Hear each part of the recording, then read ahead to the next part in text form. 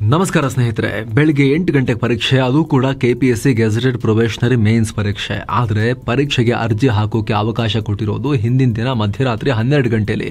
ಪರೀಕ್ಷೆ ಇದ್ದಿದ್ದು next day ಬೆಳಗ್ಗೆನೆ 3ನೇ ತಾರೀಕು ಬೆಂಗಳೂರಲ್ಲಿ ಕೆಎಸ್ ಪರೀಕ್ಷೆ ನಡೆದೇ ಹೋಗಿದೆ. ಆದ್ರೆ ಹಾಲ್ ಟಿಕೆಟ್ ಅಪ್ಲಿಕೇಶನ್ ಹಾಕೋಕೆ ಕೆಪಿಎಸ್ಸಿ ಅವಕಾಶ ಕೊಟ್ಟಿರೋದು ಒಂದಿನ ಮುಂಚೆ ಅಷ್ಟೇ, ಶುಕ್ರವಾರ ಮಧ್ಯರಾತ್ರಿ 12 ಗಂಟೆಯಲ್ಲಿ. ದೊಡ್ಡ ಕರ್ಮ ಮಾಡ್ಕೊಂಡಿದ್ದಾರೆ ಈ ಕರ್ಮದ ಕೆಪಿಎಸ್ಸಿನವರು.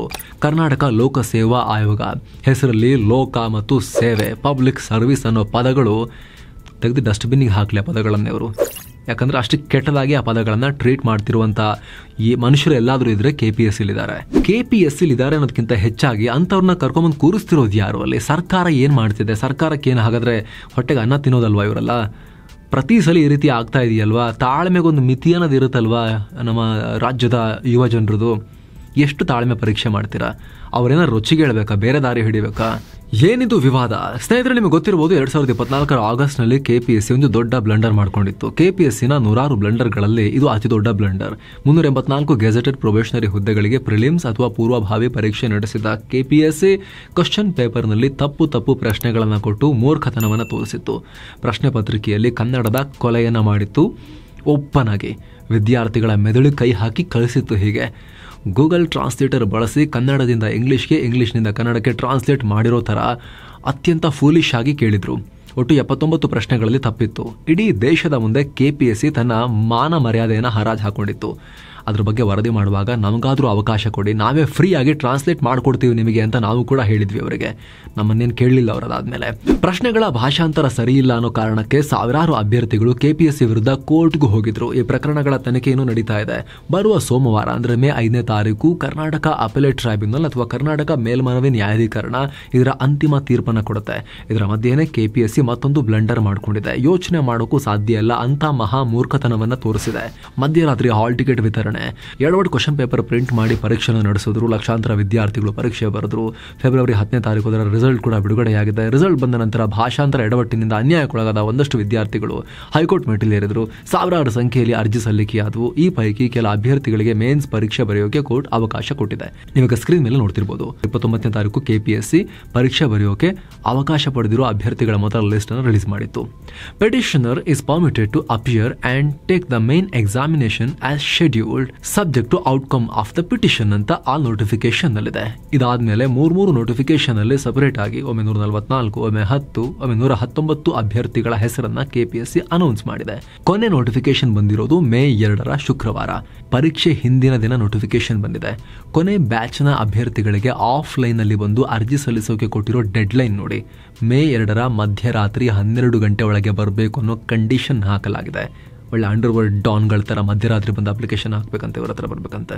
ಅಟ್ಲೀಸ್ಟ್ ಬ್ಯಾಂಕಿಂಗ್ ಅವರ್ಸ್ ನಲ್ಲಿ ಅಪ್ಲೋಡ್ ಆಗಿದ್ರೆ ಬ್ಯಾಂಕ್ ಹೋಗಿ ಫೀಸ್ ಕಟ್ಬೋದು. ಯಾಕಂದ್ರೆ ಕೆಪಿಎಸ್ಸಿ ಕಾರ್ಯದರ್ಶಿ ಹೆಸರಲ್ಲಿ ಡಿಡಿ ತೆಗೆದು ಆಫ್ಲೈನ್ ನಲ್ಲಿ ತಂದು ಕೆಪಿಎಸ್ಸಿ ಕಾರ್ಯಸೌಧಕ್ಕೆ ಕೊಡಿ ಅಂತ ನೋಟಿಫಿಕೇಶನ್ ನಲ್ಲಿ ಕೇಳಲಾಗಿದೆ. ಸಂಜೆ 3:30-4 ಗಂಟೆಗೆ ಬ್ಯಾಂಕ್ ಕ್ಲೋಸ್ ಆಗುತ್ತೆ. ಆ ಟೈಮ್ನಲ್ಲಿ ನೋಟಿಫಿಕೇಶನ್ ಬಂದರೆ ಫೀಸ್ ಎಲ್ಲಿ ಕಟ್ಟೋದು, ಡಿ ಎಲ್ಲಿಂದ ತರೋದು ಅನ್ನೋ ಪ್ರಶ್ನೆ ಕೇಳಲಾಗ್ತಿದೆ. ಇವರಿಗೆ ಎಲ್ಲಿಂದ ಅಪ್ಲಿಕೇಶನ್ ಹಾಕಬೇಕು ಇವರಿಗೆ, ಅದು ಕೂಡ ವಿದ್ಯಾರ್ಥಿಗಳಿಗೆ ಕನ್ಫ್ಯೂಷನ್. ಈಗ ಇಷ್ಟೆಲ್ಲ ಮಾಡಿ ಏನೋ ಸರ್ಕಸ್ ಮಾಡಿ ಅಪ್ಲಿಕೇಶನ್ ಹಾಕೋದೇ 12 ಗಂಟೆ ಅಂತ ಹೇಳಿದ್ರೆ, 12 ಗಂಟೆ ತನಕ ಟೈಮ್ ಇದೆ ಅಂತ ಹೇಳಿದ್ರೆ, ಹಾಲ್ ಟಿಕೆಟ್ ಜನರೇಟ್ ಆಗೋದು ಯಾವಾಗ? ನೆಕ್ಸ್ಟ್ ಡೇ ಇರೋ ಎಕ್ಸಾಮ್ಗೆ ಶನಿವಾರ ಅಂದರೆ 3ನೇ ತಾರೀಕು ಮುಂಜಾನೆ 3 ಗಂಟೆವರೆಗೂ ಕೆಪಿಎಸ್ಸಿ ಹಾಲ್ ಟಿಕೆಟ್ ಕೊಟ್ಟಿದೆ ಅನ್ನೋ ಆರೋಪ ಕೇಳಿ ಬರ್ತಾ ಇದೆ. ಎಷ್ಟೋ ಅಭ್ಯರ್ಥಿಗಳಿಗೆ ಹಾಲ್ ಟಿಕೆಟ್ ಸಿಕ್ಕೇ ಇಲ್ಲ. ಅಲ್ಲದೆ ಈಗ ಕೋರ್ಟ್ಗೆ ಹೋಗಿದ್ದ ಅಭ್ಯರ್ಥಿಗಳಿಗೆ ಮಾತ್ರ ಪರೀಕ್ಷೆ ಬರೆಯೋಕೆ ಅವಕಾಶ ಕೊಟ್ಟಿದ್ದೀರಾ. ಹಾಗಿದ್ರೆ ತಪ್ಪು ಕ್ವಶನ್ ಪೇಪರ್ಗೆ ಉತ್ತರ ಬರೆದು ಬಂದಿದ್ದ ಎಲ್ಲರೂ ಕೋರ್ಟ್ಗೆ ಹೋಗ್ಬೇಕಾಗಿತ್ತಾ?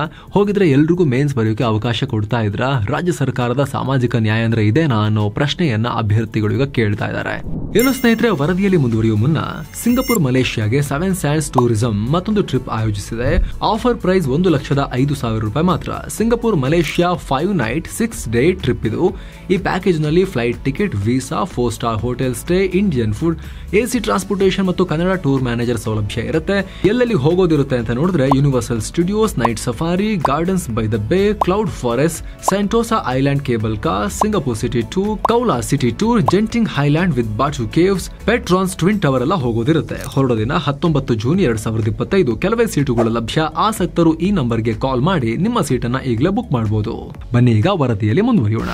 ಅರ್ಜೆಂಟ್ ಅಲ್ಲಿ ಪರೀಕ್ಷೆ. ಭಾಷಾಂತರ ಕೇಸ್ಗೆ ಸಂಬಂಧಪಟ್ಟಂತೆ ಇನ್ನೆರಡು ದಿನಗಳೇ ಅಂದ್ರೆ ಸೋಮವಾರ ಮೇಲ್ಮನವಿ ನ್ಯಾಯಾಧೀಕರಣ ಅಂತಿಮ ತೀರ್ಪನ್ನ ಕೊಡುತ್ತೆ. ಸೋಮವಾರ ಕೇಸ್ ವಿಲೇವಾರಿ ಆಗುತ್ತೆ ಅನ್ನೋದು ಕೆಪಿಎಸ್ಸಿಗೂ ಗೊತ್ತಿತ್ತು. ಹಾಗಿದ್ರೂ ಅರ್ಜೆಂಟ್ ಅಲ್ಲಿ ಕೊನೆ ಗಳಿಗೆಯಲ್ಲಿ ಅಭ್ಯರ್ಥಿಗಳ ಲಿಸ್ಟ್ ಅನೌನ್ಸ್ ಮಾಡಿ ಇನ್ನೊಂದು ಪರೀಕ್ಷೆ ನಡೆಸಿಬಿಟ್ಟಿದೆ ಅನ್ನೋದು ಆರೋಪ. ಕಳೆದ ವರ್ಷ ಪ್ರಿಲಿಮ್ಸ್ ಪರೀಕ್ಷೆ ಮಾಡುವಾಗಲೂ ಅರ್ಜೆಂಟಲ್ಲಿ ಮಾಡಿದ್ರು. ಅದಕ್ಕೆ ಪ್ರಶ್ನೆ ಪತ್ರಿಕೆ ಆ ರೀತಿ ಇತ್ತು. ಮೊದಲು ಇಂಗ್ಲಿಷ್ನಲ್ಲಿ ಪ್ರಶ್ನೆ ಪತ್ರಿಕೆ ಮಾಡಿ ಆಮೇಲೆ ಕನ್ನಡಕ್ಕೆ ಗೂಗಲ್ ಟ್ರಾನ್ಸ್ಲೇಟರ್ನೋ ಎಐನೋ ಬಳಸಿ ಹೋಪ್ಲೆಸ್ ಆಗಿ ಟ್ರಾನ್ಸ್ಲೇಟ್ ಮಾಡಿದ್ದಾರೆ. ಎಐನೋ ಅಷ್ಟು ಕೆಟ್ಟದಾಗ ಮಾಡಲ್ಲ, ಬಟ್ ಇವರು ಮಾಡಿದ್ರು. ಈಗಲೂ ಕೂಡ ಮತ್ತೆ ತರಾತುರಿಯ ನಿರ್ಧಾರ ತಗೊಂಡು ಅಭ್ಯರ್ಥಿಗಳಿಗೆ ಹಿಂಸೆ ಕೊಡ್ತಾ ಇದ್ದಾರೆ. ಪರೀಕ್ಷೆ ಬರೀತಿರೋ ಎಲ್ಲ ಅಭ್ಯರ್ಥಿಗಳು ಕಾಲೇಜ್ ಸ್ಟೂಡೆಂಟ್ಸ್ ಏನಲ್ಲ, ಮಹಿಳೆಯರು, ಗೃಹಿಣಿಯರು, ವಿಶೇಷ ಚೇತನರು ಎಲ್ಲರೂ ಇರ್ತಾರೆ. ಎಲ್ಲರೂ ಮಧ್ಯರಾತ್ರಿ ಕೆಪಿಎಸ್ಸಿ ಕಚೇರಿ ಮುಂದೆ ಬಂದು ನಿಲ್ಲಬೇಕಾ ಅನ್ನೋ ಪ್ರಶ್ನೆ ಕೇಳಲಾಗ್ತಿದೆ. ಎಲ್ಲ ವಿದ್ಯಾರ್ಥಿಗಳು ಬೆಂಗಳೂರಿನವರು ಅಲ್ಲ, ರಾಜ್ಯದ ಮೂಲೆಗಳಿಂದ ಬರೋರಿದ್ದಾರೆ. ಕೊನೆಯ 119 ಅಭ್ಯರ್ಥಿಗಳಿಗೆ ಅಪ್ಲಿಕೇಶನ್ ಕರೆಯೋದೇ ರಾತ್ರಿ 12 ಗಂಟೆ ಆಗಿದೆ ಅಂದರೆ ನೋಟಿಫಿಕೇಶನ್ ಅಲ್ಲಿ ನಮ್ಮ ಹೆಸರಿರುತ್ತೆ ಅಂತ ಅವರಿಗೆ ಹೇಗೆ ಗೊತ್ತಾಗಬೇಕು? ಕೋರ್ಟ್ನಲ್ಲಿ ಸಾವಿರಾರು ಜನ ಅರ್ಜಿ ಹಾಕಿರ್ತಾರೆ. ಈ ಪೈಕಿ ಯಾರಿಗೆ ಪರೀಕ್ಷೆ ಬರೆಯೋಕೆ ಅವಕಾಶ ಸಿಗುತ್ತೆ? ಲಿಸ್ಟ್ನಲ್ಲಿ ನಮ್ಮ ಹೆಸರು ಇರುತ್ತೆ ಅಂತ ಯಾವ ಅಭ್ಯರ್ಥಿಗೆ ಹೇಗೆ ಗೊತ್ತಾಗುತ್ತೆ? ಎಕ್ಸಾಮ್ ಹಿಂದಿನ ದಿನ ಕೆಪಿಎಸ್ಸಿ ವೆಬ್ಸೈಟ್ ಓಪನ್ ಮಾಡಿಕೊಂಡು ನೋಟಿಫಿಕೇಶನ್ ಅಪ್ಲೋಡ್ ಆಗೋ ಲಿಸ್ಟ್ಗೋಸ್ಕರ ಅದರಲ್ಲಿ ನಮ್ಮ ಹೆಸರು ಇದೆಯೋ ಇಲ್ವಾ ಅಂತ ಕಾಯ್ಕೊಂಡು ಕೂರೋಕ್ಕಾಗತ್ತಾ? ಎಕ್ಸಾಮ್ ಶೆಡ್ಯೂಲ್ ಆದಮೇಲೆ ಅಪ್ಲಿಕೇಶನ್ ಹಾಕೋಕ್ಕೆ ಒಂದು ಲಾಸ್ಟ್ ಡೇಟ್ ಇರುತ್ತೆ, ಫೀಸ್ ಕಟ್ಟೋಕ್ಕೆ ಲಾಸ್ಟ್ ಡೇಟ್ ಇರುತ್ತೆ, ಡಿ ಸಬ್ಮಿಟ್ ಮಾಡೋಕ್ಕೊಂದು ಲಾಸ್ಟ್ ಡೇಟ್ ಇರುತ್ತೆ. ಎಲ್ಲ ಬೇರೆ ದಿನ. ರೆಗ್ಯುಲರ್ ಅಭ್ಯರ್ಥಿಗಳಿಗೆ ಮಾತ್ರ ಅವಕಾಶ ಸಿಕ್ಕರೆ ಸಾಕ? ಕೆಪಿಎಸ್ಸಿ ಅನ್ಯಾಯದ ವಿರುದ್ಧ ಕೇಸ್ ಹಾಕಿರೋರಿಗೆ ಬೆಲೆನೇ ಇಲ್ವಾ? ಹಾಗಾದರೆ ಕಾಟಾಚಾರಕ್ಕೆ ಈ ಥರ ಏನೋ ಒಂದು ಪ್ರೋಸೆಸ್ ಮಾಡಿ ಮುಗಿಸಿದ್ರೆ ಆಯಿತು ಅಂತ ಹೇಳಿದ್ರೆ ನಡೆಯುತ್ತಾ? ಅಲ್ಲದೆ ಇದು ಯಾವುದೋ ಸಾಮಾನ್ಯ ಪರೀಕ್ಷೆ ಅಲ್ಲ. ಕೆಎಸ್ ಹುದ್ದೆಗೇರಿ ರಾಜ್ಯದ ಆಡಳಿತದ ಭಾಗವಾಗೋ ಗೆಜೆಟೆಡ್ ಪ್ರೊಬೇಷನರಿ ಸ್ಥಾನಗಳಿಗೆ ರಿಕ್ರೂಟ್ಮೆಂಟ್ ನಡೆಯುವಾಗ ಕೆಪಿಎಸ್ಸಿ ಇಷ್ಟೊಂದು ಇರ್ರೆಸ್ಪಾನ್ಸಿಬಲ್ ಬಿಹೇವಿಯರ್ ಅನ್ನ ತೋರಿಸಿದೆಯಲ್ಲ ಅನ್ನೋದು ವಿದ್ಯಾರ್ಥಿಗಳ ಆಕ್ರೋಶ. ಕೋರ್ಟ್ ಮೆಟ್ಟಿಲೇರಿದ್ದಕ್ಕೆ ಸೇಡು. ಭಾಷಾಂತರ ಎಡವಟ್ಟನ್ನ ಪ್ರಶ್ನಿಸಿ ಕೋರ್ಟ್ ಮೆಟ್ಟಿಲೇರಿದ್ದಕ್ಕೆ ಅಭ್ಯರ್ಥಿಗಳ ವಿರುದ್ಧ ಕೆಪಿಎಸ್ಸಿ ರೀತಿ ಸೇಡು ತೀರಿಸಿಕೊಂಡಿದೆ ಅಂತ ಪ್ರತಿಪಕ್ಷಗಳು ಆರೋಪ ಮಾಡಿದ್ದಾರೆ. ಅದರಲ್ಲೂ ಬೆಂಗಳೂರಲ್ಲಿ ರಾತ್ರಿ ಜೋರ್ ಮಳೆ ಇತ್ತು 2ನೇ ತಾರೀಕು. ಆ ಮಳೆಯಲ್ಲಿ ರಾಜ್ಯದ ಮೂಲೆಗಳಿಂದ ಅರ್ಜೆಂಟ್ ಅಲ್ಲಿ ಹೆಂಗ್ ವಿದ್ಯಾರ್ಥಿಗಳು ಬರಬೇಕು?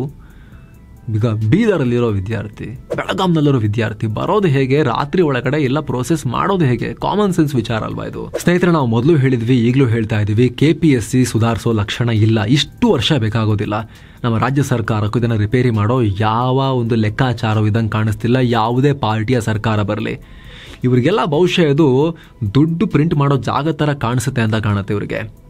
ಆದರೆ ವಿದ್ಯಾರ್ಥಿಗಳಿಗೆ, ಆಕಾಂಕ್ಷಿಗಳಿಗೆ ಅಲ್ಲ. ಇರೋ ಅಲ್ಪ ಸ್ವಲ್ಪ ಗೌರ್ಮೆಂಟ್ ಜಾಬ್ಗಳು ಲಕ್ಷಾಂತರ ಜನ ಟ್ರೈ ಮಾಡ್ತಿರ್ತಾರೆ. ಅವ್ರ ಪಾಲಿಗೆ ಇದು ಲೈಫ್ನ ಪ್ರಶ್ನೆ, ಜೀವನದ ಪ್ರಶ್ನೆ. ಅವ್ರ ಜೀವನದಲ್ಲಿ ಇವರು ಆಟ ಆಡ್ತಾ ಇದ್ದಾರೆ.